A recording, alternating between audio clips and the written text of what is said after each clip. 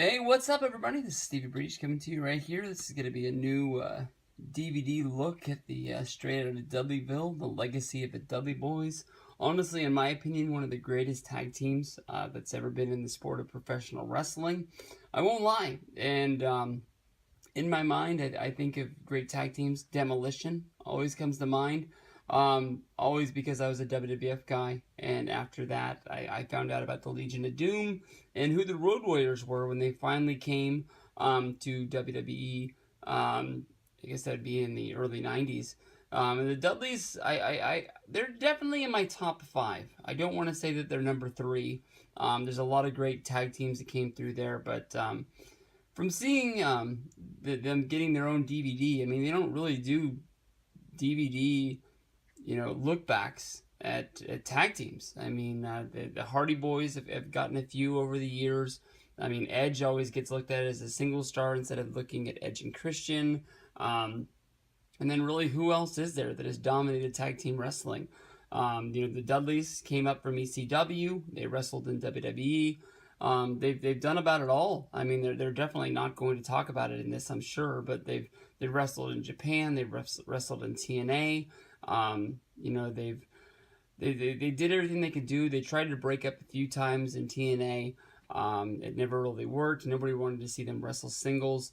One thing that always stands out is before the draft, the first draft in 2002, I can remember the Dudley Boyz did an interview talking about their career for WWE Magazine. And in that article, basically they asked them if they would ever try to go singles. And in that, Bubba Ray or Bully Ray, whatever you want to call him at the time, said, he knows he's not going to be Stone Cold Steve Austin.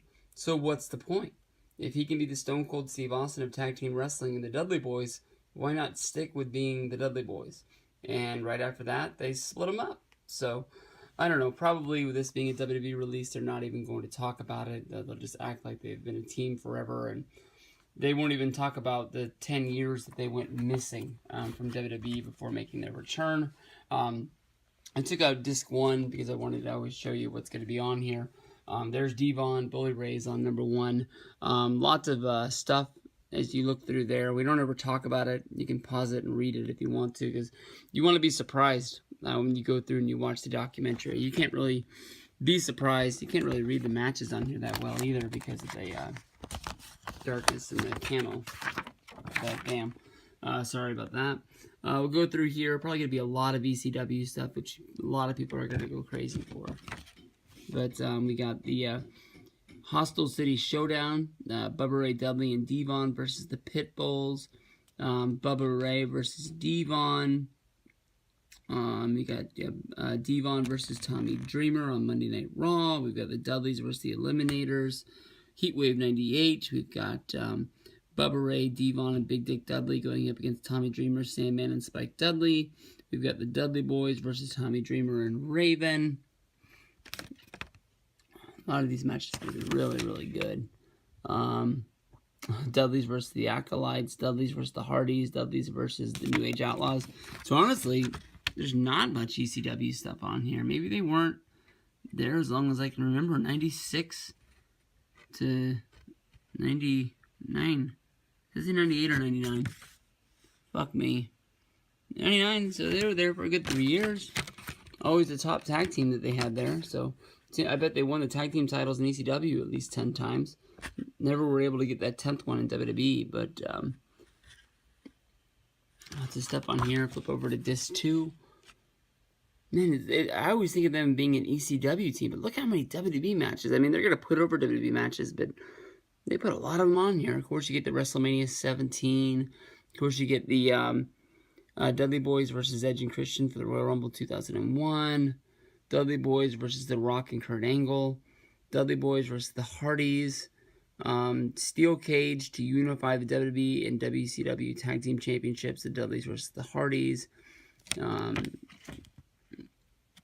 Brother Devon versus Triple H. Oh, man. If they would have put the match on here where they, maybe not even the match, just the promo of Bubba Ray Dudley standing up to Triple H and basically saying that you got handed the title. And what do you know? It's right here. World Heavyweight Championship match. Bubba Ray Dudley versus Triple H, Raw of 2002. That was a great TV angle. And honestly, Bubba Ray Dudley never really was a serious singles guy to me back in 2002. But when he cut that promo, you knew that the Raw roster was pretty thin at that time. I thought there was a chance that he really could have done it. I really thought that he could have had a chance to beat Triple H.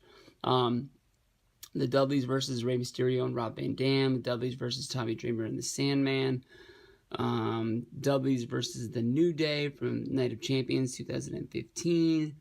There we've got the Dudley Boyz in Test versus Albert, Edge, and Christian. The Dudley Boyz versus La Resistance and Rob Conway. We've got the Dudley Boyz come back to WWE on Monday Night Raw. The Dudley Boyz versus the Ascension on SmackDown.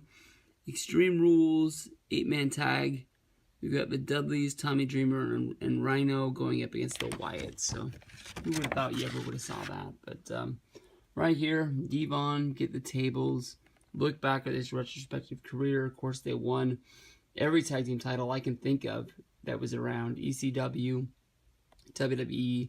They cheated and won the WCW ones during the invasion, but I guess it counts. TNA, New Japan. That's about it, man. One of the best tag teams you'll ever see. They don't do many DVD looks at tag teams, so to get this one, pretty special. Hey, what is up, everybody? This is Stevie Breach coming to you here today. We're here reviewing Straight Outta Dudleyville, the legacy of the Dudley Boyz today. This was a really good documentary by WWE. It definitely was better than the Eric Bischoff one that I watched the other day. I can honestly tell you that I knew a lot about the Dudley Boyz from watching their career throughout the years. I was lucky enough to go to a few ECW shows in Atlanta. They would run Atlanta a few times a year. They would go to Duluth, Georgia is where they used to go at the Gwinnett Civic Center. I got to see Spike Dudley against Bubba Ray. I got to see Devon versus Taz in the main event of my first ECW show. I'll always remember that. They were a damn good tag team. They won every title there was to win in tag team wrestling in North America. These guys won the ECW titles, the WWE titles. They cheated. They won the WCW titles through the invasion. They won the TNA titles. They won the New Japan titles. They've won every title there is to win from here to there and back and forth around the world. I'm sure they've won more tag team titles than I even know about from their career. But the Dudleys always to me are going to be probably in that top 5. From growing up, I was a WWF guy. Demolition's always going to be my number 1 tag team, followed by the Legion of Doom, the Road Warriors, because I never saw them as much as I saw Demolition, and Demolition's always going to be that team that sticks out of my mind that I saw that was like, fuck, these guys are awesome. I'm not sure if the Dudley Boyz are number 3, but you've got a lot of good tag teams, the Orient Express, the Rockers, the Hart Foundation, a lot of that stuff. The Killer Bees are a damn good tag team. They're definitely in the top 5. They're definitely a WWE Hall of Fame. I'm guessing more than likely they're going to be some sort of, I don't know, the Observer Hall of Fame is hard to predict and it's hard to figure out. Maybe someday they get into there.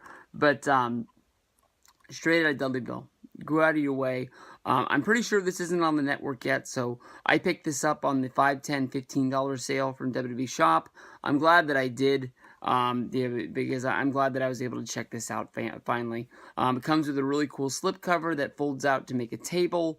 But I learned a lot about these guys. It starts out like every documentary there is, learning about them coming from New York, them getting into wrestling, and then getting trained. Definitely, I think Bubba Ray is connected to the mob in some way. I think they've joked about this on Chris Jericho's podcast a few times. Learned about them coming up in ECW, the fact that they didn't have theme music because they wanted to come out and hear the history of booze. There's an awesome video on YouTube. There's the compilation of Bully Ray and Devon calling the fans out to fight in the ring. If it's still up, I don't know, but I can remember that I've seen it, and I loved every second of it. There's one where basically a fan jumps out of a balcony and comes to the ring to answer, Bubba Ray, his call to come down and fight him. he gets into the ring, and they basically have to tell the kid it's a work, get back over the guardrail and get back, because nobody from Atlas Security jumped in to stop this kid from hitting the ring. But there's lots of videos of them going up and starting trouble with the fans at ringside, not being scared to get into a scuffle. Lots of them punking out fans and fans reacting like, "Oh my God, I can't believe that he really did it. I can't believe that he really hit the hat off my head." He really are scared. They really were true heels. This documentary, for the most part, is shot in the secret bus at Monday Night Raw when they made their return, the Raw after SummerSlam last year. And now here we are, a year after, and the Dudleys look like they're out. They're already taking indie bookings. They're going to be on some House of Hardcore shows with Tommy Dreamer. As we've seen with Tommy Dreamer, as we've seen with Rhino, and other, guys from the past, this doesn't mean the Dudleys are done in WWE. It just means that they basically don't really have anything for them right now, and we're going to have to see what is in the future. Do I think we've seen the last of the Dudley Boyz in WWE? No. Do I think the Dudley Boyz had their last full-time run, working pay-per-views, working TV, working house shows? Yeah. I think that part of the Dudleys is done. But seeing them pop up for here and there along the way, they came in, they hyped up the fact that the Dudleys were 9-time tag champs. They were looking after that 10th. They had battles with the New Day. I thought that they were really going to change titles when they had the Beast in the East show. No, that wasn't the Beast in the East show in Japan. Maybe it was. Maybe that's why all the New Day was there. I think that on that show, I think they did do the Dudleys versus the New Day, but then also Kofi Kingston wrestled as a single against Brock Lesnar. But I'm not 100% sure. But there was a point they were overseas doing something, and I thought they were going to switch the titles there and then switch them back maybe at the Madison Square Garden show or something like that. I thought they were going to do something special on the WWE Network, and they ended up not doing it. We never saw the Dudleys win that 10th title, so it is what it is. But maybe someday down the road, we see him pop up on Raw one night during some sort of a what are those matches they used to do with tag teams back in the day when they used to bring them out, the gauntlet matches or something like that? But they got some special name for them. But I thought this was really good. Definitely, they talk about, killing it in ECW. Bubba Ray saying that, definitely put him and Devon together as a team, and they could really, do some stuff and make some business happen in ECW, and it did. It got to the point where basically Vince Russo wanted to bring in the Dudleys, but Vince Russo didn't want to be the guy to call the Dudleys, and the Dudleys knew that they didn't want to be the guys calling WWE, because it sort of shows who is in control of the negotiations, who wants who more. So basically it was a writer stepped in and basically put these guys on the phone together, and everybody told everybody that they wanted to work together. Next thing you know, the Dudleys were coming in. The one thing that as they were watching it, I was hoping they were going to talk about Public Enemy, because right before the Dudley Boyz debuted, Public Enemy, who were ECW guys that also were WCW guys, so these were hardcore guys that sort of got softened up by the lifestyle of WCW, then came to WWE. I'm not sure if it was WWE wanted the Public Enemy and they stole them, or Public Enemy just wasn't needed by WCW anymore and they were released and WWE picked them up just because they were sort of a name. There's a lot of different reasons why guys got passed around back in the day, and sometimes it was because somebody didn't want them and somebody just wanted them because the other guys didn't want them. It is what it is. But the Dudley Boyz sort of had to pick up everything being an ECW team that the Public Enemy dropped the ball on. They talked about the story of basically 10 minutes before a match. The Public Enemy told the Acolytes that they weren't doing the job, and the Acolytes went out there and made them do the job. Went out there and beat the fuck out of them, and they were released. I think the Public Enemy's run was a lot like Buff Bagwell's run during the Invasion. They were on one, maybe two shows, and they were gone. WWE didn't want to have to deal with the egos that they had. Public Enemy, I'm sure, left, and I don't even know what happened to them. They sort of faded off into oblivion. I'm guessing they probably had some ECW time after that, but if you've been in ECW, WCW didn't want you, and WWE didn't want you, what are you really going to do? So I'm not the biggest Public Enemy fan, so I'm not going to be able to remember what happened to them after that failed run, but I definitely do remember how bad that run was, and they talk about it. And the Dudleys had to come in. They had to go down. They had to beat up the Acolytes. They had to hit them with some 2x4s. They went down there and they basically waffled the Acolytes as hard as they could because they knew in the back they were going to get it. The Acolytes got their retribution. They said that everybody piled out of the back because everybody wanted to see how everybody was going to react to this, thinking that it was going to be a real-life fight. The Acolytes beat up the Dudleys. They yelled, "Cut."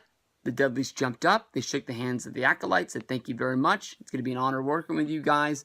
And the Acolytes, Ron Simmons and JBL, were stunned. They couldn't believe that these guys took a whooping and didn't want to, whine and cry and complain about it. But from there, they never had any problems. And then from there, of course, they talk about the TLCs, the Edge and Christian, the Dudleys and the Hardys pressing themselves together for those 3 really big matches. But they didn't really talk about the fact that they had a whole bunch of singles matches. Everyone's always going to remember WrestleMania 16. Everyone's always going to remember SummerSlam. Everybody's always going to remember the TLC 2 at WrestleMania 17. But the tag team division at that time was great. And it wasn't just the Dudleys. It wasn't just the Hardys. It wasn't just the Hardys, the Dudleys, and Edge and Christian. Those 3 teams were the 3 teams that everybody remembered because they were included in those 3 matches. But there was the New Age Outlaws. There was the Holly Twins. There was the Acolytes. There were so many teams that filled up the tag team division. That's probably one of the last golden eras of tag team wrestling in WWE. In 2005, 2006, TNA recreated some of that magic with honestly a lot of those teams. But SmackDown's getting close. And it's one of the reasons why I've almost gave in and started to watch SmackDown because of American Alpha, because of the Usos, the Hype Bros. I know the Acolytes are there, and not the Acolytes, the Ascension is there, and there's a few other teams, but it seems like SmackDown is starting to really care about tag team wrestling, so we'll see what that leads to. Coming out of there, they talk about the draft and how they busted up the Dudleys. They weren't together, they weren't apart all of that long. Bully Ray got a singles run.